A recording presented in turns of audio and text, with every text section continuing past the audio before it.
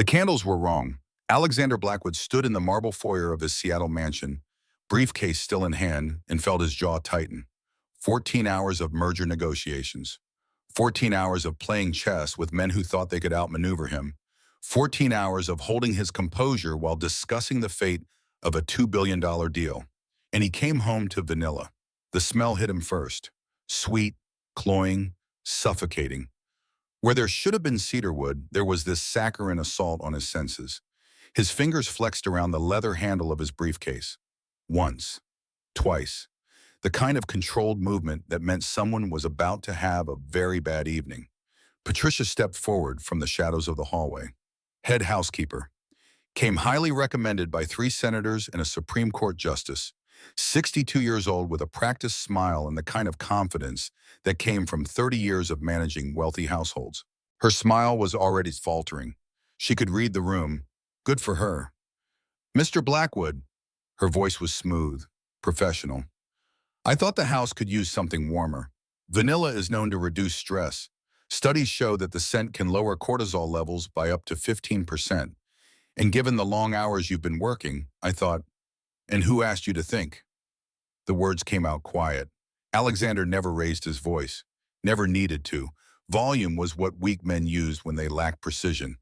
He had learned long ago that silence was sharper than shouting, that coldness cut deeper than heat. Patricia's smile died completely. I beg your pardon? Alexander set his briefcase down on the console table. The marble was Italian, cost more than most people's cars. The table had belonged to his adoptive mother. She had loved beautiful things. She had also loved cedarwood candles. The cedarwood candles, he said, each word measured, each syllable a small blade. Where are they? We disposed of them, sir. They were nearly empty, and I thought it would be a good opportunity to refresh the scent palette of the home. Vanilla has broader appeal, and with the upcoming charity gala, there's that word again. He looked at her directly for the first time since entering. Patricia was a tall woman, imposing in her crisp uniform, but she seemed to shrink under his gaze. Consideration, Alexander continued. His voice never changed pitch, never wavered. Care, thoughtfulness, all wonderful qualities in a housekeeper, Patricia. But misplaced consideration is a form of noise, and I despise noise. Mr. Blackwood, I was only trying to— You're fired, she blinked. Excuse me? You're fired, all of you. Patricia's face went through several colors. Confusion, disbelief, then a flash of anger that she quickly suppressed. She was professional enough to know that anger wouldn't change anything. Not with Alexander Blackwood. All of us. Her voice was smaller now. The entire household staff. I want everyone out within the hour. You'll receive your severance packages by morning. Non-disclosure agreements are already in your contracts. Use them. He picked up his briefcase and walked past her toward the stairs. Behind him, he could hear the sudden, frantic whispers as word spread through the house. The cook, the cleaning crew, the groundskeeper who had been trimming roses in the garden. 5 people, 5 careers ended in the time it took to change a candle. Alexander didn't look back. By morning, the story had spread through Seattle's elite circles like wildfire. Eleanor Whitmore heard it first at her charity luncheon. She was in the middle of her second glass of wine when Margaret Chen leaned across the table, eyes bright with gossip. Candles! Eleanor repeated the word like she was tasting something bitter. Her fork hung suspended halfway to her mouth, a piece of arugula dangling from the tines. He fired 5 people over candles. I heard it was because they rearranged his books, Margaret said. Margaret Chen made it her business to know everyone else's business. She had a network of sources that would make the CIA jealous. Dorothy Hayes shook her head. No, it was definitely the candles. My daughter's roommate's cousin works at the staffing agency. Apparently the man is impossible. Impossible, Eleanor agreed. She set down her fork and reached for her wine. Absolutely impossible. Gorgeous, yes. Obscenely wealthy, certainly, but completely unhinged. He's not unhinged. The voice came from the end of the table. Victoria Lane, wife of a tech CEO. The only woman at the table who had actually met Alexander Blackwood in person. She had sat next to him once at a fundraiser, 20 minutes of conversation that felt like 20 hours. The other women turned to look at her. He's not unhinged, Victoria repeated. Her voice was quiet, thoughtful. He's empty. Eleanor frowned. Empty? You can see it in his eyes, like looking into a room where someone turned off all the lights and forgot to come back. The table fell silent. It was one thing to gossip about a billionaire's eccentricities. It was another thing entirely to acknowledge the hollowness beneath them. The observation was too precise, too uncomfortable. It made them all feel complicit in something they didn't want to name. Eleanor cleared her throat and changed the subject. 300 miles south, in a cramped office above a laundromat in Portland, a woman named Helen Marsh was having a very different conversation. The office smelled like detergent and coffee that had been sitting on the burner too long. The walls were covered with filing cabinets that had seen better decades. A single window looked out onto a street where rain was beginning to fall. November in Portland meant rain. Lots of it. Helen slid a folder across her desk. The folder was thick, too thick for a normal client file. She had been doing this job for 30 years. She knew what normal looked like. This wasn't it. Seventh agency in 18 months, she said. Her voice had the kind of weariness that came from dealing with difficult clients in impossible situations. The man is a walking disaster. Emma Grace didn't reach for the folder. She sat with her hands folded in her lap, posture straight but relaxed, dark hair pulled back in a simple ponytail. She wore a gray cardigan over a white blouse, jeans that had been washed too many times, sneakers that were clean but worn. Nothing about her demanded attention. That was the point. What did the others do wrong? Emma asked. Helen leaned back in her chair. It squeaked. Everything in the office squeaked. They existed. Emma's expression didn't change. She had a face that gave nothing away. Helen had always appreciated that about her. In 5 years of working together, Emma had never once caused a problem. Never complained, never asked for special treatment. Clients barely remembered she had been there. In the domestic service industry, that was the highest compliment. Alexander Blackwood doesn't want a housekeeper, Helen continued. He wants a ghost, someone who cleans his house, maintains his schedule, anticipates his needs, without ever being seen, heard, or acknowledged. Then why does he keep firing people? Because they keep trying to be helpful, to be noticed, to be human. Helen tapped the folder with one finger. But you're different, Emma. In 5 years, I've never had a single complaint about you. Not one client has ever mentioned you at all. The corner of Emma's mouth lifted, just slightly. I like being invisible.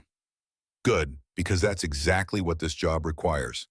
Helen pushed the folder closer. Don't let him see you. Don't let him hear you. Don't leave any trace that you were ever there. Can you do that? How much does it pay? Helen named a figure. Emma's eyes widened. Just for a moment, then her face went smooth again. Professional. But Helen had seen the reaction, had seen the way Emma's fingers tightened in her lap. $120,000 a year, plus housing, plus benefits. For a woman working 3 jobs just to keep a studio apartment in a neighborhood where gunshots were background noise, it was life-changing money. I'll do it, Emma said. As she reached for the folder, her sleeve rode up slightly.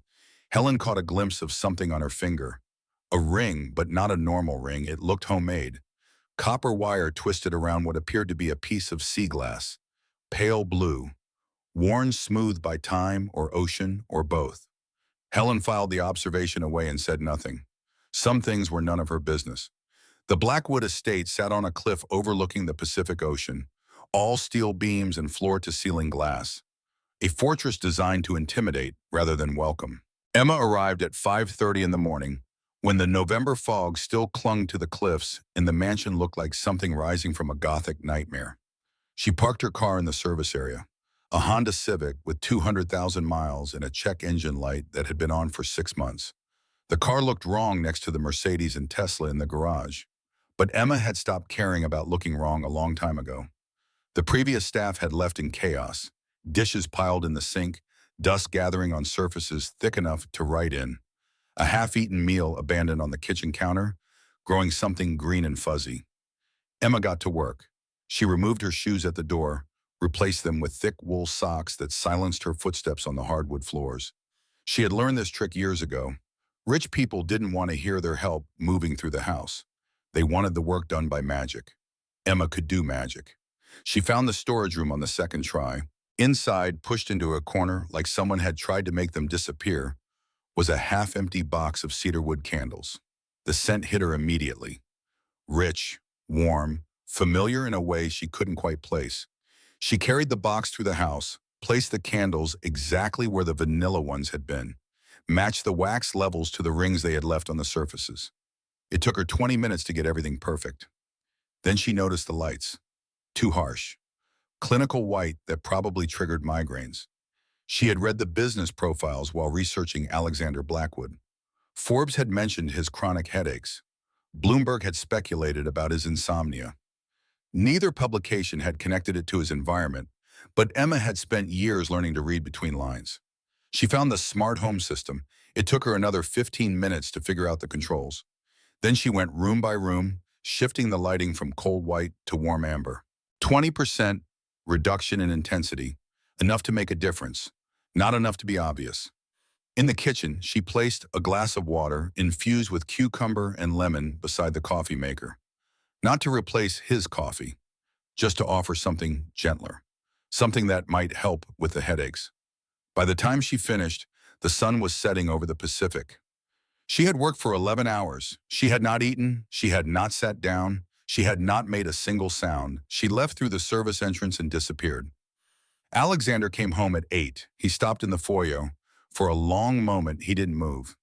Just stood there with his briefcase in hand, breathing in air that smelled like cedarwood. Like memory. Like something he had been missing without knowing he was missing it. The lights were different, softer. The entire atmosphere of the house had shifted in a way he couldn't quite name. It felt less like walking into a museum and more like walking into somewhere he might actually want to be. He walked through the room slowly, searching for evidence of the intruder. There was none. No fingerprints on the polished surfaces, no indentation on the cushions, no lingering scent of perfume or shampoo. In the kitchen, he found the water, cucumber and lemon. He stared at it for a long moment. Then he drank it in 3 swallows. The cool liquid soothed his throat, eased the headache that had been building behind his eyes since the morning meeting. In the living room, he discovered that the cedarwood candles had returned. Not new ones, the old ones, the ones that mattered. He lit one and watched the flame dance. Something stirred in his chest, something old and buried and dangerous. He pushed it down, locked it away. He was good at that. That night, Alexander fell asleep on the sofa without pills or whiskey. He simply lay there, watching the candle flicker, and let the silence carry him away. 2 weeks passed. Alexander never saw his new housekeeper. She was a ghost, just as Helen had promised. The evidence of her existence was everywhere. The perfectly pressed shirts, the fresh flowers that appeared and disappeared without explanation, the way his coffee was always ready at exactly 6:47 in the morning. But the woman herself remained invisible. Alexander found himself watching for her, setting traps, coming home early, leaving late, hoping to catch a glimpse. She always seemed to know, always seemed to be one step ahead, always vanished before he arrived. It was driving him insane. He pulled up the security feeds on his laptop, studied them frame by frame, but she moved through the blind spots like she had memorized the camera positions. He only ever caught fragments. A gray sleeve disappearing around a corner, the back of a dark ponytail, a shadow moving across hardwood. "You're obsessed," Julia said. His PR director stood in the doorway of his office, arms crossed, wearing an expression that said she was about to tell him something he didn't want to hear.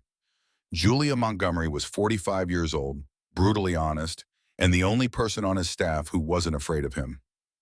"I'm observant," Alexander replied without looking up from his monitor. "You're watching security footage of your own house like a stalker."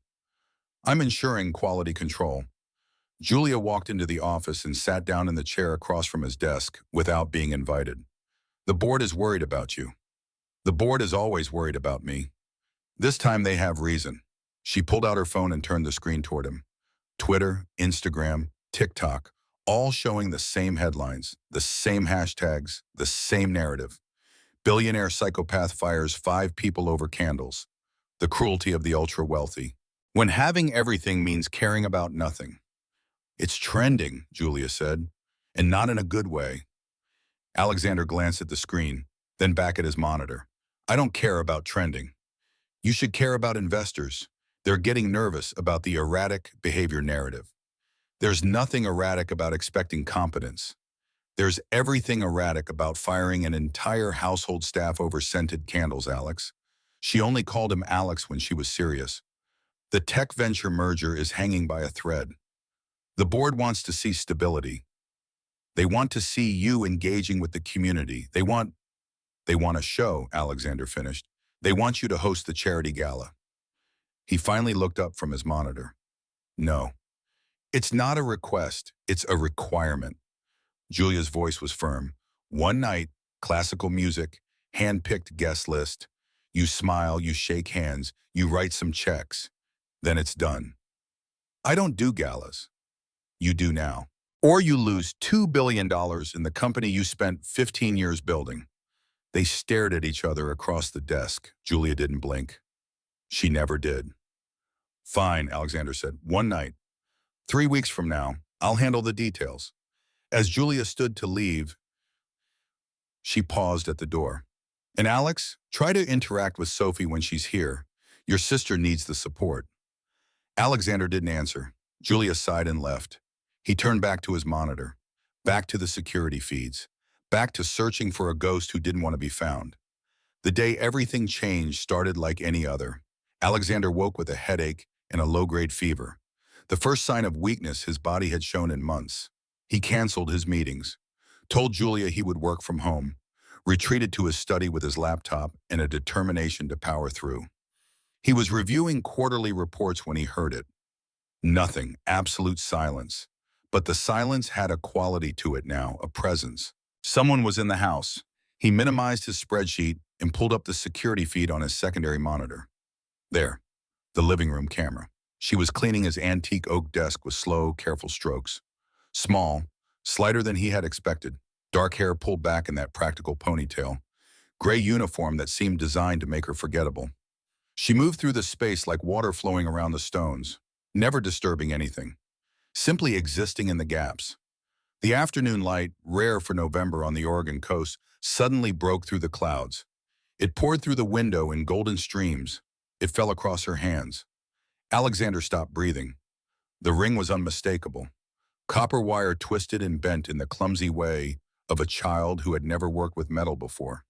At its center, a piece of sea glass, pale blue, worn smooth by ocean waves. The same pale blue as Alexander's eyes. The glass of water in his hand trembled. He set it down carefully, afraid he might drop it. His heart was pounding so hard he could feel it in his throat. No, it's not possible. It can't be her. But the ring, that ring, he would know it anywhere. Even after 32 years, even after a lifetime of trying to forget. 22 years ago, Mercy House Children's Home, Portland, Oregon. The junkyard behind the orphanage smelled like rust and broken promises. Sterling, just Sterling back then, no last name that mattered, was crouched behind a pile of scrap metal. 10 years old with dirty fingernails and a chip on his shoulder the size of the Pacific Ocean. He was supposed to be at dinner. Instead, he was working on something that would get him a beating if the house mothers found out. What are you making? He nearly jumped out of his skin, but it was just Willa. 8-year-old Willa Chen with her crooked braids and her hand-me-down dress and her eyes that saw everything. Go away, he said automatically. She didn't go away, she never did. Instead, she crouched down beside him. Her knees touched the dirty ground without hesitation. Is that a ring? It's supposed to be. He held up the mess of copper wire, frustration tightening his jaw. But I can't make it look right. It keeps coming out ugly. Willa reached into her pocket and pulled out something small, a piece of glass worn smooth by the ocean, the pale blue of a summer sky.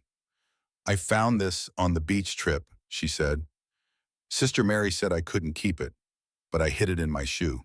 She pressed it into his palm. Her fingers were warm. Put this in the middle. Sterling stared at the sea glass, then at the girl who had given it to him. Something was happening in his chest, something warm and terrifying and so fragile he knew he would spend the rest of his life trying to protect it. When I grow up, he said, The words tumbled out before he could stop them. I'm going to be rich, really rich. And I'll buy you a real ring with a diamond as big as a goose egg. Willa wrinkled her nose. That sounds heavy. It'll be beautiful. I don't want a goose egg diamond.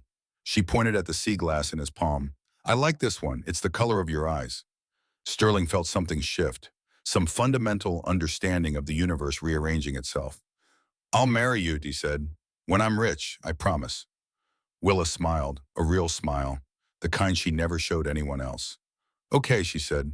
I'll wait. 3 months later, she was gone, transferred to a different facility in the middle of the night. No warning, no goodbye. Sterling woke up one morning and her bed across the dormitory was empty. Stripped, like she had never been there at all. Sister Mary wouldn't tell him where she went, said it was confidential, said it was for the best, said Willa was in a better place now.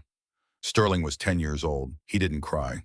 Boys at Mercy House learned early that crying got you nowhere, but he made himself a promise in the dark of that dormitory. Someday when he was rich enough, powerful enough, important enough, he would find her. He would keep his promise. Alexander stared at the security feed, at the woman cleaning his desk, at the ring on her finger. 22 years. She had kept the ring for 22 years. He had become one of the richest men in America, had graced the covers of Forbes and Bloomberg, had built an empire from nothing through sheer force of will. And in all that time, he had never once tried to find her, had convinced himself that the boy who made copper rings in junkyards didn't exist anymore, had buried that boy under ambition and success in the armor he needed to survive. But she had kept the ring. The question hammered at his skull like a migraine. Does she know? Does she know who I am? Is this a coincidence? Is she here for money? For revenge? For something else entirely? He didn't move, didn't breathe, just watched as Emma finished cleaning his desk, gathered her supplies, and disappeared from view. His hands were shaking. Alexander Blackwood had not become a billionaire by acting rashly. He needed more information. He needed to understand her angle. He needed to test whether she recognized him, or whether he was reading meaning into copper wire and coincidence. He decided in that moment not to confront her. Not yet. He would watch. He would test. He would wait for her to reveal herself. The next morning, Alexander left a book on the coffee table. The Velveteen Rabbit. It was old, older than he was. The spine was cracked. The pages were yellowed. The cover showed a stuffed rabbit with button eyes and worn fur. They had read it together at Mercy House. Huddled in the corner of the common room while the other children fought over the television. Willa had cried at the ending. Sterling had pretended not to, but his eyes had been wet too. He positioned the book carefully, spine facing out, impossible to miss. Then he went to work and pulled up the security feed on his phone. She found it at 9:17 in the morning. The camera caught her in profile. She was dusting the bookshelf when she saw it. Her hands stilled, hovered over the book, trembling. Then slowly she picked it up. She held it against her chest, like something precious, like something she thought she had lost forever. Her fingers traced the cover. Her lips moved, forming words too quiet for the microphone to catch. Alexander watched from his office 70 miles away. His phone screen was cracked. He gripped it too hard. Emma stood there for a full minute, just holding the book. Then she placed it very carefully on the pillow of his sofa, the spot where he always rested his head. Not on the bookshelf where it belonged, on his pillow. She knows, Alexander thought. She has to know. But still, she said nothing, made no move to reveal herself, simply continued to care for him. Silently, invisibly, perfectly. The test continued. Test 2, a worn photograph tucked into a random book on his shelf. The only picture he had from Mercy House, taken at a Christmas party. 2 children grinning at the camera with candy canes in their hands. One boy with blue wheels on, one girl with crooked braids. Emma found it. She studied it for a long time. So long that Alexander thought she might cry. But she didn't.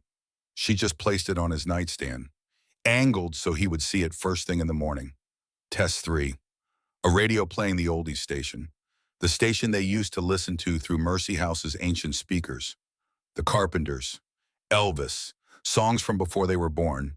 Emma found it. She turned up the volume slightly.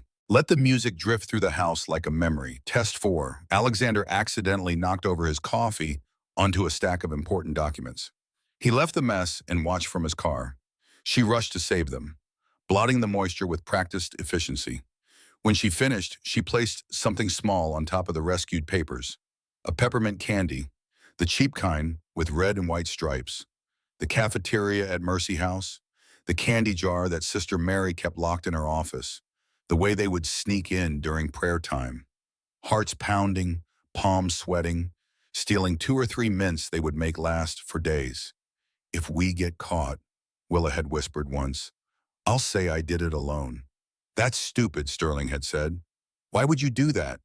"Because you're going to be rich someday. You can't have a criminal record." She had believed in him when no one else did, when he didn't even believe in himself. And now she was here, caring for him, leaving candy on his paperwork like a message in a bottle. Alexander sat in his car in the parking garage and stared at the peppermint candy on his phone screen. His vision blurred. It took him a moment to realize he was crying. Before we continue, I want you to notice something. Alexander Blackwood just let a complete stranger into his fortress. A woman he has never seen. A woman who somehow knows exactly what he needs before he asks for it. In 1985, in a Portland orphanage, a 10-year-old boy made a promise to an 8-year-old girl. He promised her a diamond ring when he grew up. She said she didn't want diamonds. She wanted the copper ring he had made by hand. 32 years ago, they were separated without warning. He spent 3 decades searching. She spent 3 decades believing he was dead. What happens when two people who promised each other forever finally stand in the same room and don't recognize each other? What happens when love speaks a language that only two people understand? What happens when the richest man in Seattle realizes the most valuable thing he ever owned was something he made in a junkyard when he was 10 years old? Stay with me. The next 15 minutes will show you how close you can be to someone and still be worlds apart. How a copper ring and a piece of sea glass can carry more weight than all the money in the world. How sometimes the people we're searching for are the ones who have been taking care of us all along. This is a story about promises kept in silence, about love that waits decades, about two people who are about to rediscover that the best things we ever make are the things we make with our hands and our hearts when we have nothing else to give. Don't leave now. We're just getting started. 3 weeks into her employment, Emma came home to find Alexander Blackwood exhausted in a way that went beyond physical tiredness. She could see it in the way he had left his briefcase, dropped by the door instead of placed on the console table. His coat was on the floor. His shoes were kicked off in the middle of the foyer. These were not the habits of a man in control. These were the habits of a man at the end of his rope. Emma moved through the house in her usual silence, picked up the coat, arranged the shoes, carried the briefcase to his study. Then she went to the kitchen. She didn't have to think about what to make. The memory rose up unbidden. Mercy House cafeteria, long tables with metal legs, plastic trays, and soup that tasted like nothing and everything at the same time. Chicken broth, too much pepper, not enough meat, a few tired vegetables that had seen better days. It was cheap. It was simple. It was what they gave you when the budget was tight and the month was long. But it was warm. Emma made the soup exactly the way Sister Mary used to make it. She knew it wasn't fancy, knew it wouldn't impress anyone. But that wasn't the point. The point was comfort. The point was home. She left it on the counter in a plain white bowl. No garnish, no presentation, just soup, steam rising in the quiet kitchen. Then she disappeared. Alexander came downstairs at 9. He had intended to work through the night, had a presentation due in the morning, had 7 emails that needed responses before the Tokyo markets opened. But the smell stopped him. Chicken broth, pepper, something else he couldn't quite name. Memory. He found the bowl on the counter, stared at it for a long moment. This wasn't the kind of food his previous housekeepers had made. No truffle oil, no Wagyu beef, no microgreens arranged like modern art. This was cafeteria soup, poor people's soup, the kind of soup you made when you had nothing but you had to feed someone anyway. Alexander sat down at the counter, picked up the spoon. The first taste hit him like a fist to the chest. He was 10 years old again, sitting at a metal table in a room that smelled like bleach and loneliness. Willa was across from him, blowing on her soup because it was too hot. Her cheeks were pink from the steam. She was humming something under her breath. "You can have my crackers," she had said. "I'm not that hungry." She was always hungry. They were all always hungry. But she gave him her crackers anyway. Alexander ate the entire bowl. Then he sat at the counter for another hour, staring at the empty dish, feeling something crack open in his chest that he had spent 22 years keeping sealed. When he finally stood, his legs were shaky. He took the bowl to the sink, washed it himself, dried it, put it away. Then he went upstairs and pulled out a file he kept in his safe. A file he hadn't looked at in 3 years. Private investigator reports, dozens of them, dating back 17 years. Subject, Willa Grace Chen. Last known location, Portland, Oregon. Status, unknown. The trail had gone cold in 2007. The investigator had found records of her aging out of the foster system at 18, working minimum wage jobs, taking night classes at community college, then nothing. She had vanished into the kind of poverty that makes people invisible. Alexander had kept paying the investigator anyway, just in case, just in hope. But he had stopped reading the reports, had stopped believing he would ever find her. Now he spread them across his desk, started reading from the beginning, looking for something he had missed. Some clue, some connection. His phone buzzed. Julia. He ignored it. It buzzed again and again. Finally, he answered. "What?" "We need to talk." Julia's voice had that tone, the one that meant she was about to ruin his night. "It's about the gala." "I don't want to talk about the gala." "Too bad. I'm coming over." She hung up before he could argue. Julia arrived 20 minutes later with a tablet and a look that said she meant business. She swept into his study without knocking. Took one look at the files spread across his desk, raised an eyebrow. "Should I ask?" "No." "Then I won't." She set the tablet down on top of the investigator reports. "The gala is in 5 days. We have 200 confirmed guests. Senators, CEOs, major donors. The press will be there. This is your chance to show everyone that you're stable, competent, and not actually a sociopath who fires people over scented candles." Alexander leaned back in his chair. "I'm stable and competent. The sociopath part is debatable." "This isn't funny, Alex. The tech venture merger is hanging by a thread. Marcus Webb is circling like a shark. If you don't show the board that you can play nice with others, they're going to push you out." "Let them try." Julia's expression softened, just slightly. "I know you hate these things. I know they feel fake. But sometimes we have to do things we hate to protect things we care about." "And what exactly do I care about?" "The company you built from nothing. The employees who depend on you. Your legacy." Alexander looked at the investigator reports under her tablet. At Willa's name typed in neat professional font. Legacy. What was legacy compared to a promise made in a junkyard? "Fine," he said. "I'll host the gala, but I'm not giving a speech." "You're giving a speech." "Julia. 3 minutes. You can do 3 minutes." They stared at each other. Julia's eyes were unrelenting. 3 minutes, Alexander agreed. Not a second longer. "Good." She picked up the tablet, glanced at the papers underneath. Her expression changed. "Alex, are you looking for someone?" "Old business. Nothing important." Julia studied him for a moment. She knew he was lying. She also knew better than to push. "Okay, I'll send you the guest list. Try to memorize at least a few names." After she left, Alexander looked back at the reports, at the last known address, a studio apartment in a neighborhood where rent was cheap and hope was cheaper. He had been 3 miles away from her for 3 years. 3 miles. And he had never known. Emma received the call at midnight. Helen's voice was tight with something that might have been excitement or stress. "I need you to coordinate the temporary staff for the Blackwood Charity Gala. Saturday night, big event, lots of moving parts." Emma sat up in bed. The small apartment was dark except for the streetlight coming through the thin curtains. "I'm not an event coordinator.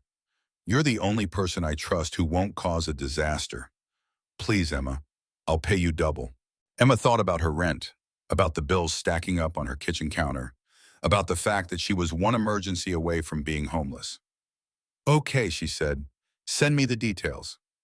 After she hung up, she sat in the darkness for a long time, staring at the copper ring on her finger. The ring she had worn every single day for 22 years.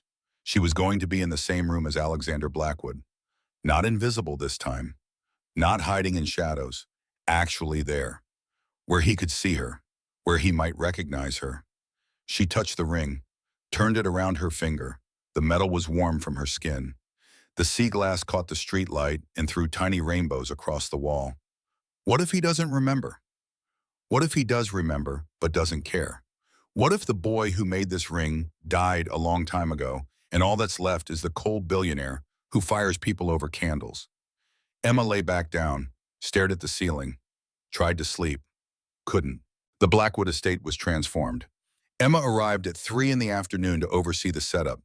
Crystal chandeliers had been brought in and hung from the vaulted ceilings. White roses cascaded from every available surface. A string quartet was setting up in the corner of the ballroom. Waiters in black tie were receiving their final instructions from the catering manager. It looked like a magazine spread, like something from a world Emma had only ever seen from the outside. She wore her gray uniform, sensible shoes, hair pulled back, no makeup. She had learned long ago how to make herself invisible even when people were looking directly at her.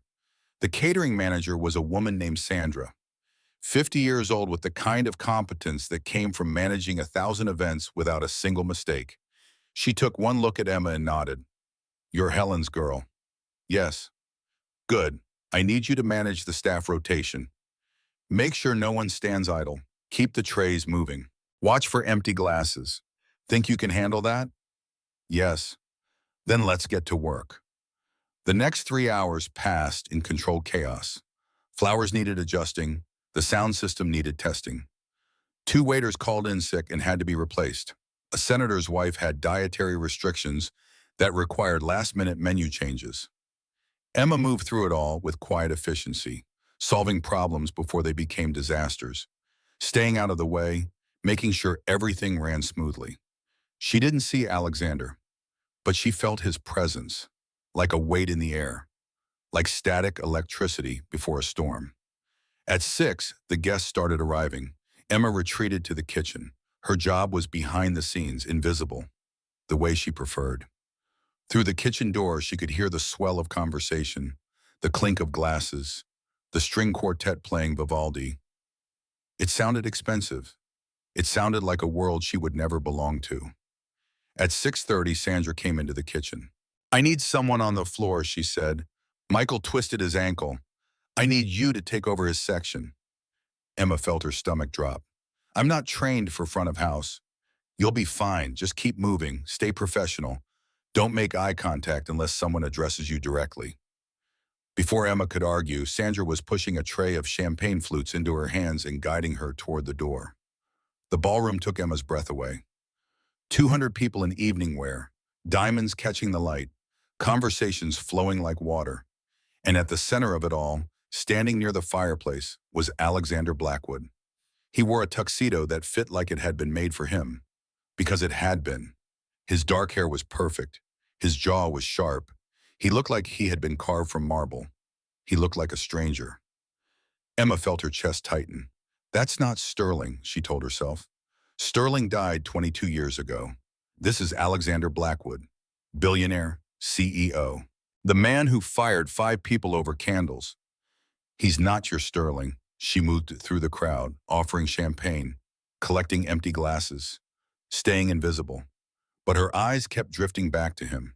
She watched him shake hands, accept compliments, smile with his mouth but not his eyes. He was playing a role, performing for an audience, and he looked miserable. The evening stretched on. Emma's feet ached. Her face hurt from the professional neutral expression she had been holding for hours. She was refilling her tray in the kitchen when she heard it. A child's voice, high-pitched, uncertain. "Excuse me, do you work here?" Emma turned. A little girl stood in the kitchen doorway, maybe 6 years old, dark curly hair, velvet dress that was too fancy for someone so small. She looked lost. "Are you okay?" Emma asked, kneeling down to the girl's level. "I can't find my uncle." Mom said he's here, but everyone is so tall and I can't see. What's your uncle's name? Alexander Blackwood. Emma's heart stopped. She looked at this child, really looked, saw the shape of her eyes, the line of her bone, family resemblance. What's your name? Emma asked softly. Sophie. Okay, Sophie, let me help you find him. She took Sophie's hand, led her back into the ballroom, scanned the crowd until she found Alexander. He was talking to an older couple, looking trapped.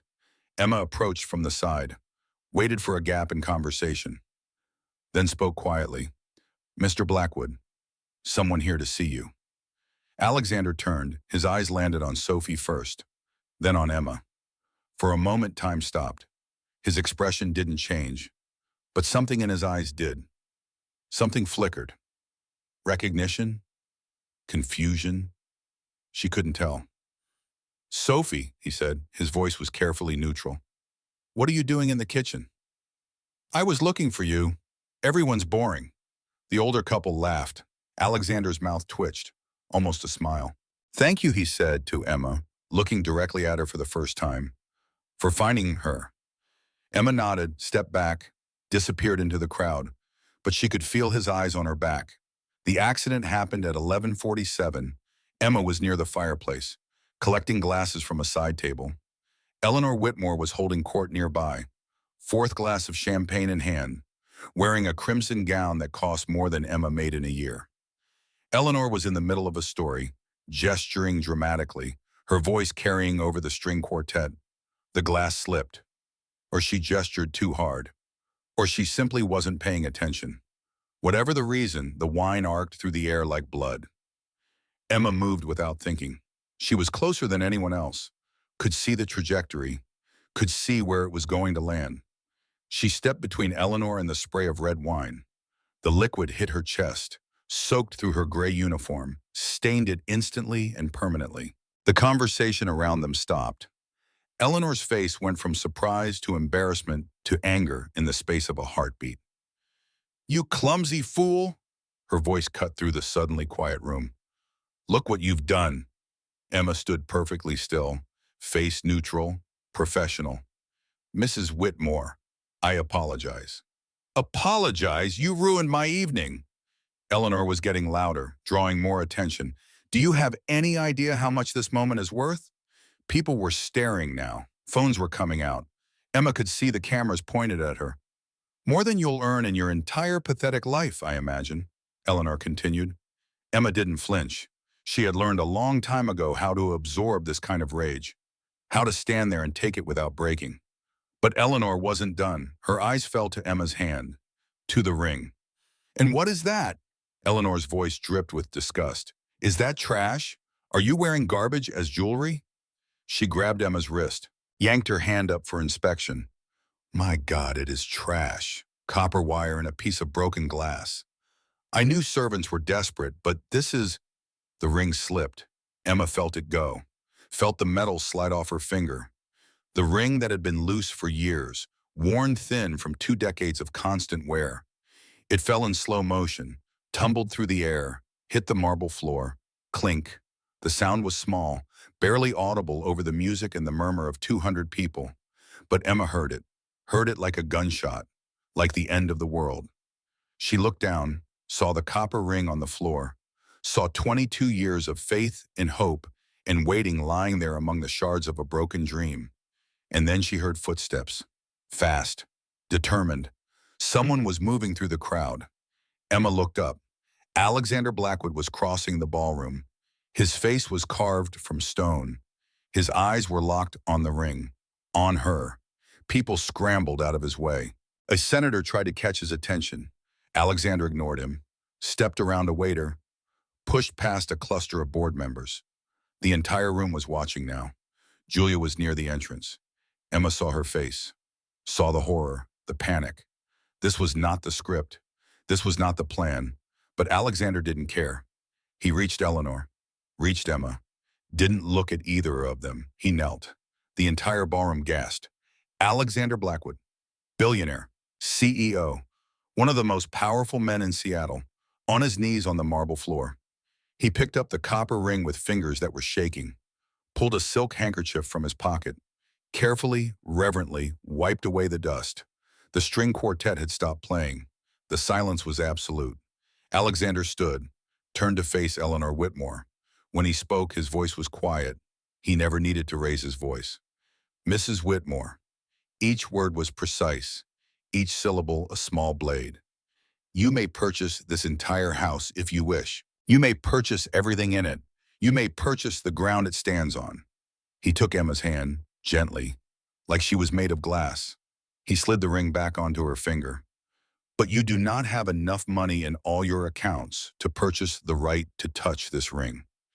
He looked directly into Eleanor's eyes. Its value exceeds the combined assets of every company your husband has ever owned.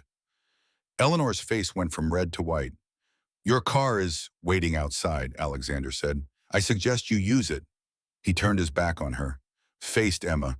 She was staring at him, eyes wide, face pale, the wine stain spreading across her uniform like a wound. Alexander, she whispered. His birth name, the name no one had called him in 20 years. His eyes closed, just for a moment. When they opened, they were wet. Not here, he said. His voice was rough. Not now, but soon. He released her hand, walked away, left her standing there in a ballroom full of people, with a copper ring on her finger and a story that was about to go viral. Behind her, Emma heard Sophie's small voice. Miss Emma? Why is everyone crying? Umpal looked down. The little girl was standing beside her, looking up with curious eyes. Because sometimes, Emma said softly, sometimes people keep promises. Was that Uncle Alex's promise? Yes, sweetheart. A very old promise. Sophie took her hand. The one with the ring held it tight, and Emma, who had spent 22 years being invisible, suddenly felt very, very seen.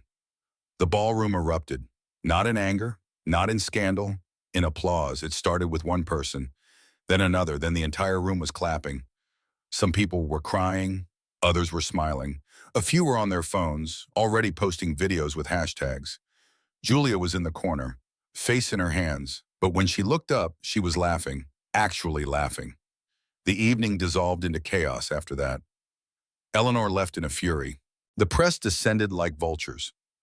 Guests crowded around Emma, asking questions, taking photos, wanting to know the story.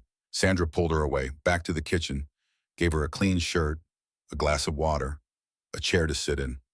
You okay? Sandra asked. Emma touched the ring, still on her finger, still there. I don't know, she said honestly. That was something, Sandra said. In 30 years of doing this, I have never seen anything like that. Emma laughed. It came out shaky. I should probably go.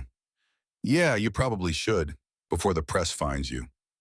Emma changed quickly, left through the service entrance, the same way she had entered. But everything was different now. She drove home in a daze, parked her car, climbed the stairs to her apartment, sat on her bed in the darkness, looked at the ring. Alexander Blackwood had knelt in front of 200 people, had publicly declared the value of something worth nothing to anyone but them, had called her by his name, his real name, Alexander, not Alex, not Mr. Blackwood. Alexander, the boy who made her a ring in a junkyard, the boy who promised her forever after 32 years, after becoming someone else, after building an empire and a reputation and a fortress around his heart. He remembered. Emma's phone buzzed, a text from an unknown number. Please don't leave. We need to talk. You know where to find me. The boy you knew is still here. He's just been waiting, waiting for you to come back, waiting to keep his promise. Please, give me a chance to explain, to apologize, to show you that some things don't change even when everything else does. The ring you're wearing is the best thing I ever made. Not the company, not the money, not any of it. Just that ring, and the promise that came with it. I'm sorry it took me 22 years. I'm sorry I didn't find you sooner. But I'm not sorry you're here now. Please stay. Please give me a chance. The address is below if you want to talk. Or you can walk away and I'll understand. But please know that I never forgot. Not for a single day. Not for a single moment. You were always there, in every decision, in every success, in every failure. You were the voice telling me I could. You were the reason I tried, and you're the only thing that makes any of this worth anything at all. Below the message was an address, his home. Emma stared at the screen until it went dark. Then she stood up, put on her coat, and drove back to the mansion on the cliff overlooking the Pacific Ocean. Back to the boy who had promised her diamonds and given her copper instead. Back to the only home she had ever really known. Before we continue, I want you to understand something. What you just witnessed wasn't just a public declaration. It was a man choosing between the life he built and the life he promised. Between the fortress and the foundation. Between the armor and the truth. Alexander Blackwood knelt in front of everyone who mattered in his world, and he chose a copper ring over all of it. That's the kind of choice that changes everything. That's the kind of choice that can't be taken back. In the next part of our story, you'll see what happens when Emma walks back through those doors. When two people who have been speaking in silence finally use words. When promises made by children have to be kept by adults who have lived entire lives in the space between. Stay with me, because the hardest part isn't making the promise. It's keeping it when everything in your life tells you to let go. And sometimes the bravest thing you can do is believe that copper wire and sea glass can hold more weight than all the diamonds in the world. Emma drove through the night with shaking hands. The Seattle streets were empty at this hour. Rain had started falling, soft at first, then harder. The windshield wipers beat a rhythm that sounded like a heartbeat. Like a countdown. She had left the gala 4 hours ago, had gone home, had sat in the darkness of her apartment trying to process what had happened, trying to understand how the invisible woman had suddenly become the center of attention in a room full of people who mattered. But none of them mattered. Not really. The only person who mattered was the man who had knelt on marble floors and declared that copper wire was worth more than empires. Emma's phone sat in the passenger seat, the message still glowing on the screen. She had read it 17 times, had memorized every word, every comma, every space between the letters. He remembered. After 22 years of silence and distance and separate lives lived in parallel universes that never touched, he remembered. The question that haunted her wasn't whether he remembered. It was whether remembering was enough. The Blackwood estate appeared through the rain like something from a dream. All glass and steel and sharp edges. The lights were on, every window glowing against the darkness. It looked less like a fortress now, more like a lighthouse, like something calling her home. Emma parked in the circular driveway, not the service entrance this time. The front door, where guests arrived, where people who mattered were welcomed. She sat in her car for 5 minutes. 10, 15. The rain drummed on the roof, the engine ticked as it cooled. Her hands gripped the steering wheel so hard, her knuckles went white. She could leave. She could start the car and drive away and disappear back into the kind of invisibility she had perfected over 22 years. He would never find her. Not if she didn't want to be found. But the ring on her finger was warm, and she had spent 2 decades being invisible. Maybe it was time to be seen. Emma got out of the car. The rain soaked through her coat immediately. November in Seattle was cold and wet and unforgiving, but she barely felt it. She walked to the front door, raised her hand to knock. The door opened before her knuckles touched wood. Alexander stood there, still in his tuxedo. The bow tie was gone. The jacket was unbuttoned. His hair was disheveled like he had been running his hands through it. His eyes were red. He had been crying. Alexander Blackwood, the Ice King of Seattle, the man who fired people without blinking, the billionaire who could buy and sell companies with a phone call. He had been crying. They stared at each other across the threshold, rain falling between them like a curtain. Neither of them spoke. Finally, Alexander stepped back. "Come in," he said. His voice was rough. "Please." Emma crossed the threshold. The foyer looked different at night, softer somehow. The harsh edges were gentled by lamplight. The cedar wood candles were burning. She could smell them, could smell memory and promise in all the years between then and now. Alexander closed the door. The sound of rain became muffled, distant. They stood in the foyer, not speaking, not touching, just existing in the same space for the first time in 22 years, with nothing between them but truth. "You came," Alexander said finally. "You asked me to." "I didn't think you would." Emma touched the ring on her finger, turned it slowly. "You knelt in front of 200 people." "I would have knelt in front of 2,000. Wait, Nyan. The question hung in the air like smoke. Alexander looked at her. Really looked. Not the way a billionaire looks at his housekeeper. Not the way a stranger looks at someone serving champagne. He looked at her the way Sterling had looked at Willa in a junkyard 22 years ago. Like she was the only real thing in a world made of cardboard. Because, he said slowly, some things are worth more than dignity, worth more than reputation, worth more than everything I've spent 22 years building. A copper ring. Not the ring. His voice dropped. The promise. Emma felt tears sting her eyes. She blinked them back. I thought you were dead. The words came out broken. All the years of grief condensed into 5 syllables. Alexander's face crumpled. What? Sister Mary told me you were adopted. Said you went to boarding school. Then 5 years later, I heard there was a fire. A boy named Alexander Reed died. Her voice was shaking now. I thought I had lost you. I thought the promise died with you. But you kept the ring. It was all I had left. Alexander closed his eyes. When he opened them, they were swimming. Willa, God, I'm so sorry. Don't call me that. Emma's voice was sharp. Willa died when they took her away from Mercy House. When they threw her into a van in the middle of the night and drove her to a place where nobody knew her name, where nobody cared. Then what do I call you? Emma, my middle name. It's the only thing I kept that was mine. Alexander nodded slowly. Emma.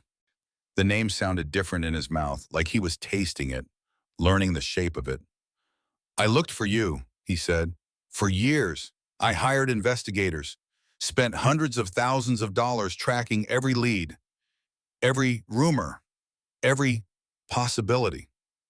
Emma's breath caught. When? I started when I was 25. The moment I had enough money to hire someone good, I thought it would be easy.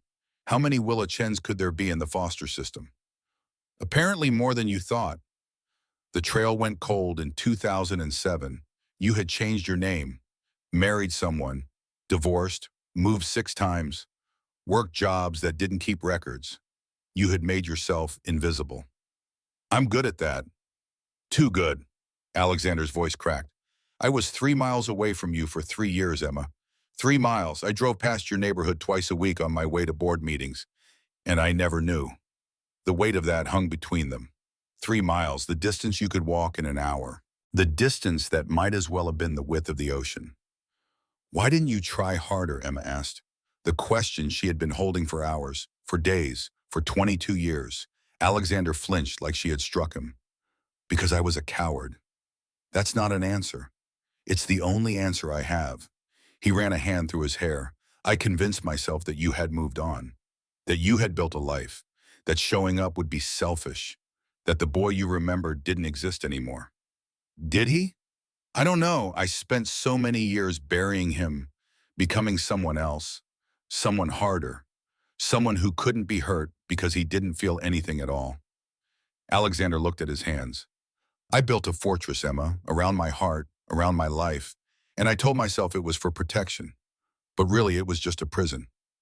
Emma stepped closer. The distance between them was less than 3 feet now, less than 3 miles. Close enough to see the silver in his hair that hadn't been there when he was 10, the lines around his eyes from years of not sleeping, the scar on his jaw from some accident she would never know about. I made soup, she said. Alexander looked up. What? 3 weeks ago, I made you soup, the kind we used to eat at Mercy House. Too much pepper, not enough meat, and you ate the entire bowl. You were testing me. We were testing each other. Emma held up her hand. The copper ring caught the light. I've been wearing this for 32 years, every single day. I wore it when I got married, when I got divorced, when my mother died, when I had nothing left but a studio apartment and 3 jobs that barely paid rent. I never took it off. Why? Because you promised. Her voice broke. You promised you would find me, and even when everyone said you were dead, even when logic said I should let go, I couldn't. Because this ring was the only thing that ever made me feel like I mattered, like someone saw me, like I was worth keeping a promise for. Alexander reached out, slowly, like he was afraid she would disappear if he moved too fast.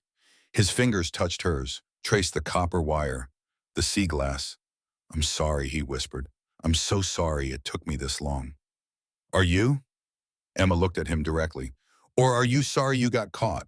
Sorry that I showed up and made your tidy life complicated? No. The word was fierce. No, you're the best thing that's happened to me in 22 years. You came back, Emma. You walked into my house and you made it feel like home for the first time since I can remember. You knew exactly what I needed before I knew I needed it. You spoke to me in a language only we understand. Through soup and candy and old books. Through love. Alexander's voice dropped to almost nothing. Through the kind of love that doesn't need words because it's been speaking the whole time if anyone bothered to listen.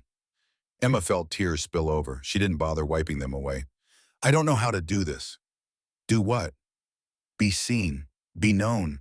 I've spent so long being invisible that I don't know how to exist in the light. Then we'll learn together. Alexander took both her hands now. I don't know how to be human anymore, Emma. I've spent so long being the Ice King that I forgot what warmth feels like. But when you're here, when you're close, I remember. I remember what it was like to be Sterling, to be that boy who believed that copper wire was enough, that promises mattered, that love was worth more than all the money in the world. Are you still him? Emma asked. Or did he die somewhere between the junkyard and the mansion? I don't know, but I want to find out. With you. They stood there, hands clasped. The rain outside had softened to a whisper. I have something for you, Alexander said finally. Alexander led Emma through the house, not to the living room where guests were entertained, not to the study where business was conducted. He led her upstairs, to a room she had never seen, his bedroom. Emma hesitated at the threshold. This was crossing a line, moving from professional to personal, from invisible to intimate. But Alexander wasn't looking at the bed. He was walking to a closet, opening a safe hidden behind suits that cost more than cars. He pulled out a box, small, worn, the kind of box that had been carried across years and miles and the distance between who you were and who you became. He brought it to her, opened it. Inside was a spool of copper wire, bright, new. Next to it, a pair of small wire cutters, and beneath them, folded carefully, a photograph. The same photograph she had found weeks ago. Two children with candy canes, grinning at a camera like they had won the lottery. I bought this wire 3 years ago, Alexander said, when the investigator told me the trail had gone cold, when I thought I would never find you. I bought it anyway. Kept it. Just in case. Just in hope. Emma touched the wire. It was cool under her fingers. What were you going to do with it? Make you a new ring. Show you that I still remembered how. That the boy who made promises in junkyards was still here somewhere under all the expensive suits and cold boardrooms. And now, Alexander knelt. Not like he had at the gala. Not for show. Not for an audience. He knelt because some moments required being on your knees, required humility, required understanding that what you were asking for was bigger than pride. I'm not giving you diamonds, he said. You never wanted diamonds. No. I'm not asking you to marry me, not yet. Not until you're ready. Not until you believe that this is real and not just nostalgia or loneliness, or two people clinging to a memory of who they used to be. Emma's breath caught. Then what are you asking? Teach me. Alexander held up the wire cutters. Teach me how to make another ring. Let me prove that I still know how, that my hands can still create something beautiful even after years of only taking apart and putting together companies and deals and mergers. Alexander, let me earn you this time, Emma. Not with money, not with houses or cars or anything you can buy. Let me earn you the way Sterling tried to earn Willa, with copper wire and clumsy fingers and a promise that this time I won't wait 22 years to keep it. Emma knelt down across from him. The floor was hardwood, expensive. It hurt her knees. She didn't care. Show me your hands, she said. Alexander held them out. They were shaking slightly. The hands of a man who signed billion-dollar contracts, who shook hands with presidents, who could make or break careers with a phone call. Emma took them, turned them over, looked at the palms. These aren't the hands of a 10-year-old boy anymore, she said. No, they're scarred, calloused in different places. They've forgotten what it's like to work with nothing but hope and determination. Yes, so we'll have to teach them to remember. She picked up the wire, cut a length of it. The metal was cold, unyielding. It didn't want to bend. You start with the memory, Emma said softly. You remember what it felt like, the weight of it, the resistance, the way it fought you until you learned its language. Alexander took the wire. His fingers were clumsy at first, too forceful. The wire kinked, bent wrong. Softer, Emma guided, her hands over his. You're not trying to control it. You're asking it to become something. Slowly, carefully, they worked together. Her fingers remembered what his had forgotten, the twist, the loop. Now, Alexander said, we figure out how to build a life. Not in a junkyard, not in a mansion, somewhere in between, somewhere real. 6 months later, Emma stood in what used to be an abandoned community center in Portland and tried not to cry. The building had been empty for 5 years, boarded up, tagged with graffiti, the kind of place you walk past without seeing because poverty had a way of making people invisible. But now it was clean. The walls were painted, the windows were fixed. There was furniture, computers, a kitchen, sleeping quarters upstairs for kids who needed a safe place to stay. The sign above the door read, Mercy House Legacy Foundation. You okay? Alexander stood beside her. He was wearing jeans, a simple sweater, no suit, no tie. He looked younger, more like Sterling than Alexander. I'm overwhelmed, Emma admitted. Good overwhelmed or bad overwhelmed? I don't know yet. They had spent the past 6 months building this. Not just the building, the entire foundation, a nonprofit dedicated to foster care reform, to helping kids age out of the system, to making sure no child spent 22 years feeling invisible. Alexander had committed 30% of his personal wealth. Emma had quit her 3 jobs and taken a position as executive director. Together, they had hired a staff of former foster kids, people who understood what it meant to fall through the cracks. Today was the opening. In 30 minutes, the first wave of kids would arrive. Teenagers aging out of group homes, young adults who had nowhere to go. Kids like Sterling and Willa had been. Kids who needed someone to believe that copper wire could be just as valuable as diamonds. Nervous? Alexander asked. Terrified.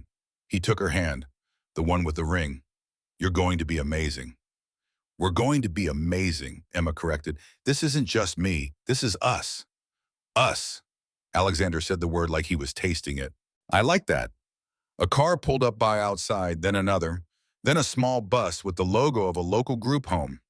The kids started arriving. Emma watched them file in, saw the suspicion in their eyes, the walls they had built, the way they held themselves like they expected to be disappointed, expected this to be temporary, expected the adults to give up eventually because that's what adults always did.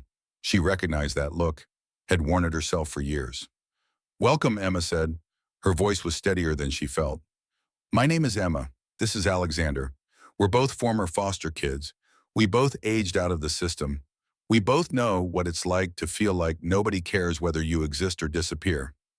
The kids exchanged glances, skeptical but listening. This place exists because of a promise, Emma continued. A promise made 22 years ago by 2 kids who had nothing but each other. A promise that got broken when the system separated them. A promise that took 2 decades to keep. She held up her hand, showed them the copper ring.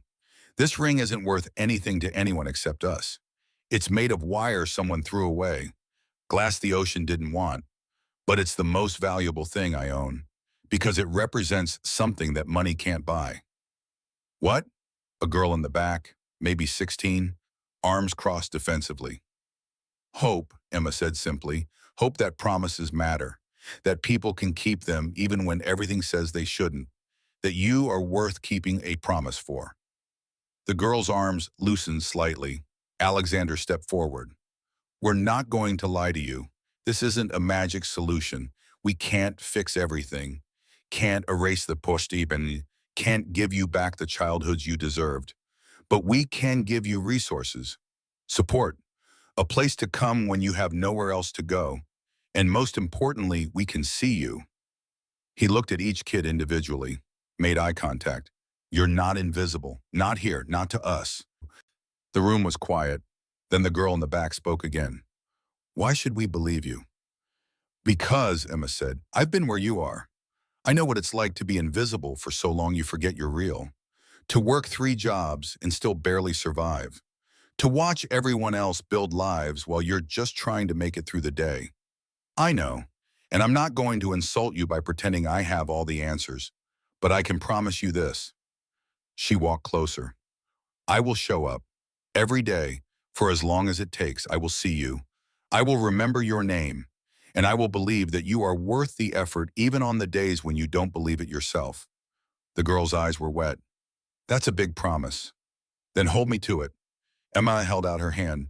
I'm Emma. What's your name? The girl hesitated, then took Emma's hand. Maya. Welcome, Maya. Let me show you around. The day passed in a blur. Kids arrived, forms were filled out, tours were given. Some kids left after an hour. Others stayed all day. A few asked if they could come back tomorrow. Emma said yes to all of them. By evening, she was exhausted, exhilarated, terrified, hopeful. All at once, Alexander found her in the kitchen. She was making soup, the same soup she had made for him months ago. Too much pepper, not enough meat. How many are we feeding, he asked. 12 tonight, could be more tomorrow, could be less, I don't know yet. Then we'll make enough for 20. They worked side by side, chopping vegetables, stirring broth, not speaking, just existing in the comfortable silence of 2 people who had learned to communicate without words. Sophie appeared in the doorway, Alexander's niece, 7 years old now. She had been spending more time at the foundation, helping out, being the kind of kid who saw other kids and didn't look away. And Emma? Sophie had started calling her that 3 months ago. Emma still wasn't used to it. There's a girl crying in the bathroom. She won't come out. Emma wiped her hands on a towel. Which bathroom? Upstairs, the one with the blue door. Emma climbed the stairs, found the bathroom, knocked softly. Maya, it's Emma. Can I come in? Silence. You don't have to let me in, but I'm going to sit out here until you're ready, just so you know you're not alone. Emma sat down, leaned against the wall, waited. 5 minutes passed, then 10. Finally, the door opened. Maya stood there, eyes red, mascara smeared. I don't know why I'm crying. That's okay. Sometimes we cry without knowing why. Maya's voice broke. This place, you, him, that little girl, it's too much, it's too good, and I keep waiting for the part where it gets taken away. Emma stood. Can I hug you? Maya nodded. Emma wrapped her arms around this girl who was trying so hard to be strong, who had probably been strong for so long she forgot what it felt like to be held. I'm not going to take this away, Emma whispered. I promise. Everyone promises. Then they leave. I know because people promised me too, and then they left, and I learned to expect nothing so I wouldn't be disappointed. But Maya, listen to me. Emma pulled back, looked the girl in the eyes.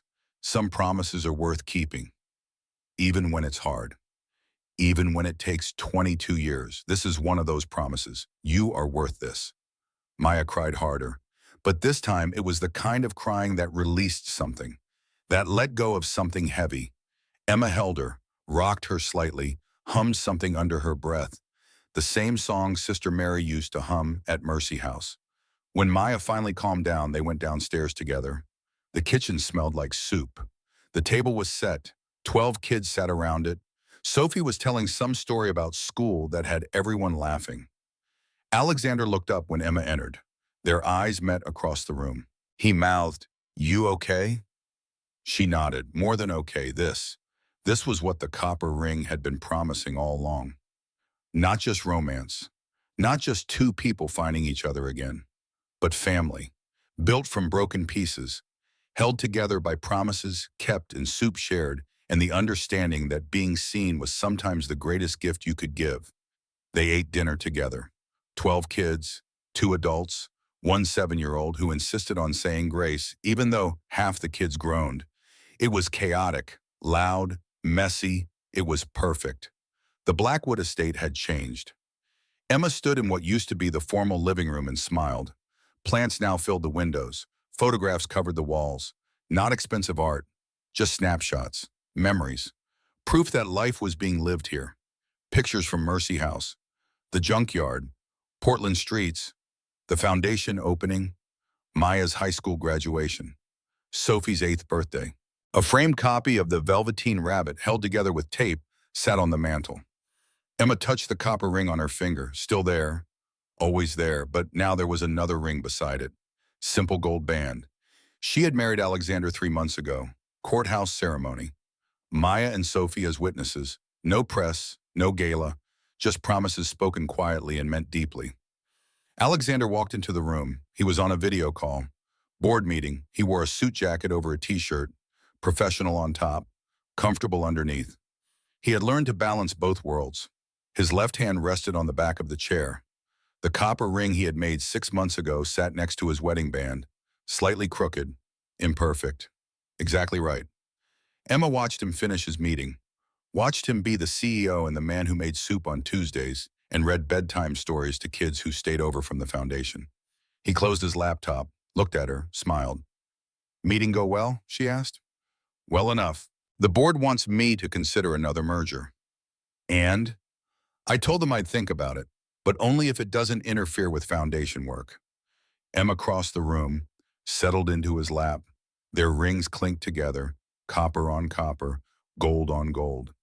When did you become the person who prioritizes nonprofit work over billion-dollar deals? She teased. Around the same time I remembered that the best things in life are made of copper wire and hope.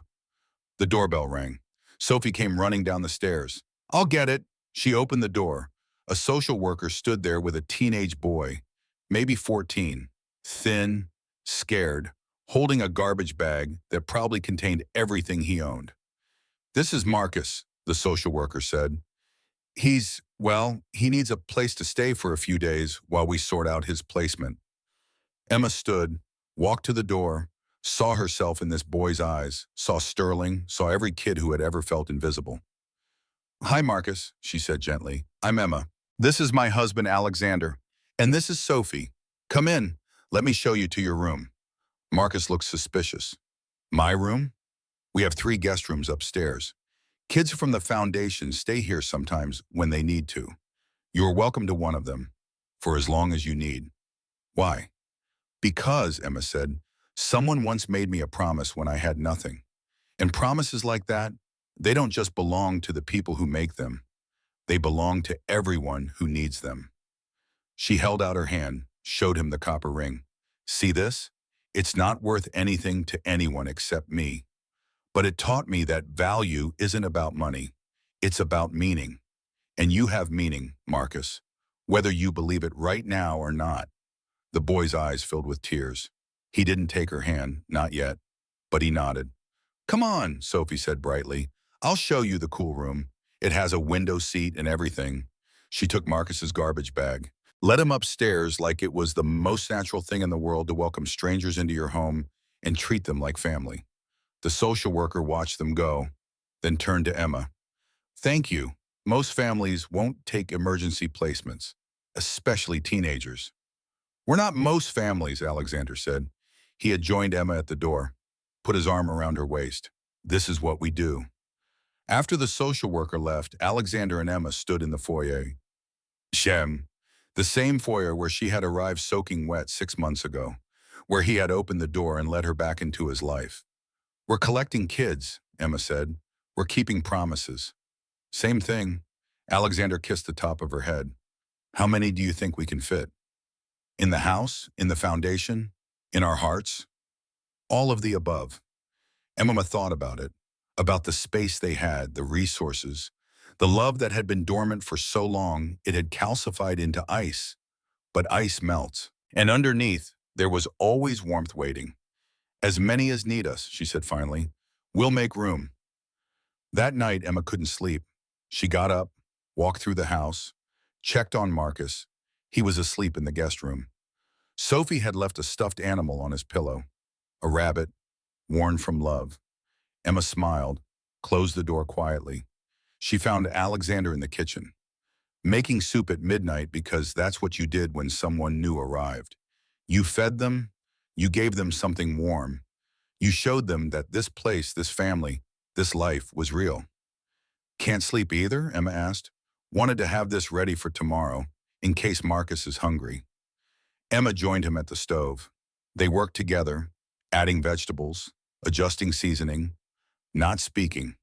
The comfortable silence of two people who had learned that words were sometimes unnecessary. When the soup was simmering, they sat at the kitchen counter. The same counter where Alexander had eaten soup 6 months ago and recognized home. Do you ever regret it? Emma asked. Giving up the Ice King reputation? Letting the world see that you're human? Alexander thought about it. No, that person, he was surviving. But he wasn't living. I'd rather be human and messy and surrounded by kids who need us than perfect and cold and alone.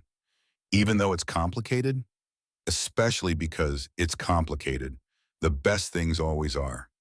Emma touched her rings, both of them, copper and gold, past and present, promise and fulfillment. 32 years, she said, from a junkyard to this. Was it worth the wait? Every second. Alexander took her hand. I love you. I loved you when we were 10 and 8. I loved you when we were 10 and 8. I loved you through 32 years of searching. And I love you now. Messy, complicated, real. I love you too. Both versions of you, Sterling and Alexander. The boy who made promises and the man who keeps them. They sat in the kitchen as the soup simmered and the house settled, and somewhere upstairs, a boy who had been invisible was learning what it meant to be seen. This was the promise. Not diamonds, not mansions, not wealth or power or any of the things the world said mattered. Just copper wire and sea glass and soup made with too much pepper. Just hands that remembered how to create instead of destroy. Just two people who understood that value had nothing to do with price tags and everything to do with keeping promises when it would have been easier to forget them. This was what Sterling had been trying to tell Willa 22 years ago in that junkyard. That love wasn't about what you could buy. It was about what you were willing to build. And they were building something beautiful. One copper ring at a time, one kid at a time, one promise kept after another. Until the mansion on the cliff stopped being a fortress and became a home. Until the invisible became seen. Until the broken learned that being broken was just the first step toward being made whole. The soup was ready. Emma tasted it. Too much pepper, not enough meat. Perfect. She smiled at Alexander. He smiled back. And somewhere in the rafters of a house that had once been empty, hope settled in like it had always belonged there. Because it had. It just took 32 years and a copper ring to remember. Some promises are worth the wait. Some rings are worth more than diamonds. And some families are built not from blood, but from the simple, radical act of showing up for each other again and again and again. Until invisible becomes seen. Until lost becomes found. Until copper becomes gold. Not because the metal changed, but because the hands holding it finally understood what value really meant. This is where our story ends, not with fairy tale perfection, but with messy, beautiful reality. With soup simmering and kids sleeping and two people who spent 22 years finding their way back to each other. With a foundation that will help hundreds of kids who thought they were invisible learn that they are worth being seen. With a promise made in a junkyard that changed everything. Because sometimes the smallest acts of love are the ones that echo the loudest. Sometimes a ring made of copper wire and sea glass is worth more than all the diamonds in Tiffany's. And sometimes the bravest thing you can do is keep a promise made when you were 10 years old and had nothing but hope. Alexander and Emma kept that promise. And in keeping it, they built something bigger than either of them ever imagined. A family, a foundation, a future, all starting with copper wire, all held together by love, all proving that the best things in life are the things we make with our own hands when we have nothing else to give. This is the story of the copper ring promise, and it's only just beginning.